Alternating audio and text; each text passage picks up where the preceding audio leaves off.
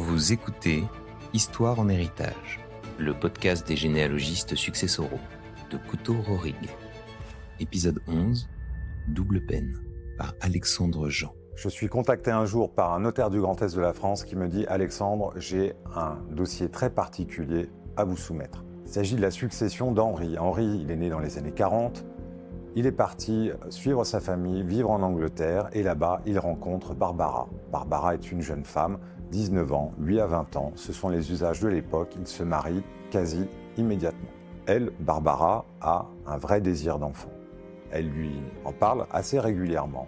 Et Henri, de son côté, de façon un petit peu fuyante, évite soigneusement le sujet.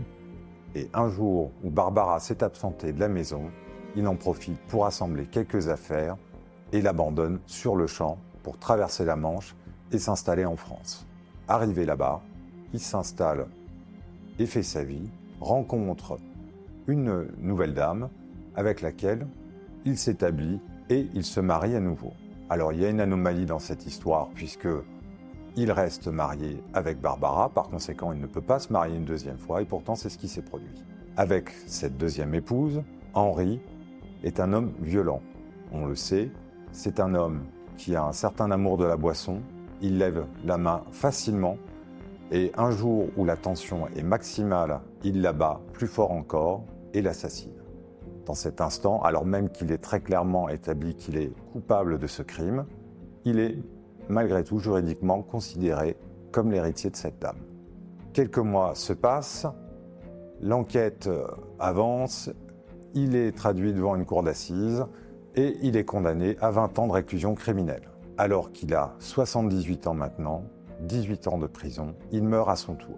On découvre à sa mort qu'il a fait un testament dans lequel il écrit « Moi, Henri, je souhaite léguer mon patrimoine, les biens que je possède, à ma deuxième épouse.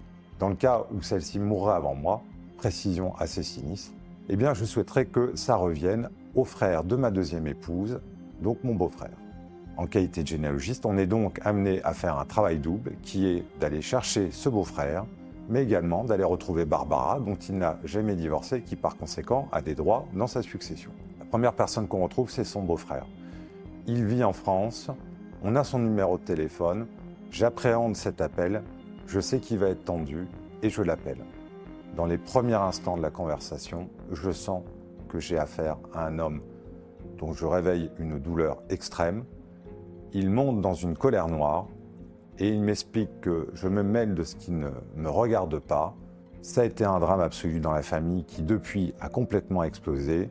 Vous m'apprenez que cette ordure est mort en prison. Très bien, j'en suis très heureux. La seule chose que j'aurais souhaité faire, moi, c'était de m'occuper de son cas avant même qu'il y aille. Et il raccroche. 3 jours après, ce monsieur rappelle au bureau. Je le prends au téléphone. Et là, il m'explique, je me suis un peu emporté, mais vous comprenez, c'est une affaire qui est douloureuse. J'ai réfléchi, cet homme, il a volé la vie de ma sœur, ça, je ne parviendrai jamais à le réparer, mais il a aussi volé son argent, parce qu'en France, il est impossible d'hériter d'une personne qu'on a assassinée. On appelle ça l'indignité successorale. Et par conséquent, cet homme, il a aussi volé l'argent de la famille et il m'a volé moi. Je souhaite avoir ma revanche, je vais accepter cette succession. Parallèlement à ça, on retrouve Barbara. Barbara, elle vit encore en Angleterre. Maintenant, elle a 77 ans. Le premier appel qu'on a avec elle est extrêmement touchant.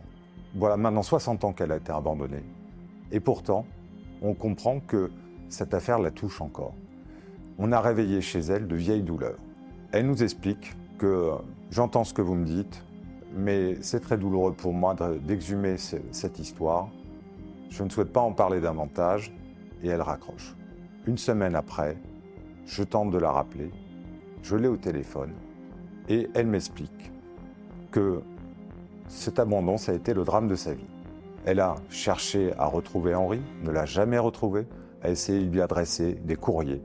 Jamais elle n'a eu de réponse, jamais elle n'a eu d'explication. Et par conséquent, jamais elle n'a pu faire confiance à un homme par la suite. Elle n'a pas eu d'enfant, ça a été le drame de sa vie puisque c'est ce qu'elle souhaitait plus au monde. Mais elle m'explique aussi que si cet argent ne l'intéresse pas et que même elle n'en a pas envie, elle a un neveu. Et ce pauvre enfant, me dit-elle, il a perdu sa maman quand il était très jeune, c'était ma sœur. Et si j'ai été une maman de substitution pour lui, il a également été le fils de substitution que je n'ai jamais eu, présent dans les bons, mais aussi dans les pires moments. Et c'est sans doute grâce à sa présence que je n'ai pas commis l'irréparable. Alors, pour lui, et seulement pour lui, je vais accepter cette succession. Bien, je dois dire qu'en tant que généalogiste, c'est la première fois en un peu plus de 20 ans que je suis confronté à un cas où des personnes ont une haine incommensurable vis-à-vis de la personne dont ils héritent, et pour des raisons tout à fait compréhensibles et personnelles, en acceptent la succession. Merci pour votre écoute. La semaine prochaine, découvrez une nouvelle histoire, Le Fil, par Laetitia Guichon-Pay. N'hésitez pas à vous abonner, à laisser une note ou un avis. Retrouvez la version vidéo de cet épisode sur la chaîne YouTube de Couteau Rorig.